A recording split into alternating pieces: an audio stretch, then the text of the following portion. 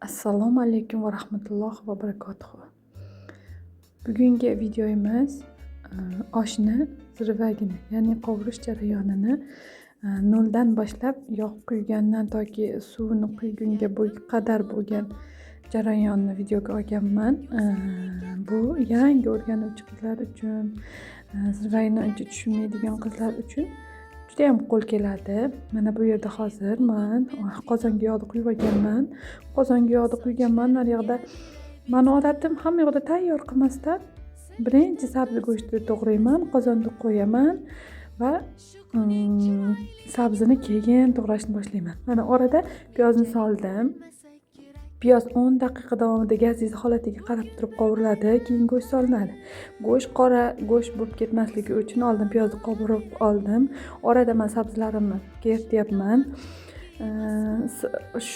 Rosa ham tez bo'ladi oshni zirvani qilish. Nima sababdan? Chunki birinchi go'sht va sabzini qovurguncha, go'sht va piyozni qovurguncha sabzini u yoqda to'g'rab turibman.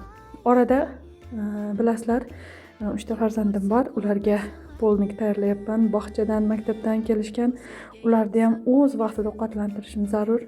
Mana bu yerda piyoz bilan go'shtni qovurib bo'ldim, почти qizardi. Qancha oshni rangini xush ko'ruvchilar, to'qroq xush ko'ruvchilar ko'proq qovurishadi piyozni. Ya'ni oqroq oshni xohlovchilar ozroq piyoz qovurishadi. Piyozga qarab turib ovqatning rangi o'zgaradi. Sabzini soldim. Bizda bor sabzidan osh qilyapman. Sariq sabzi yo'q ekan, ko'chaga chiqqanimda erindim. Katta farzandim oshqozoni og'riyotganligi sababli magazinga chiqartirgani to'g'risi ko'nglim bo'lmadi. Mana bu yerda sabzi ham уже pishish jarayonida. Tuz soldim. Ko'p tuz solmaysiz, zirvaga qilinayotgan paytda ozgina oltin bulyon soldim va qaynab turgan suvni quydim. Bu yerda chesnak ham solib yubordim.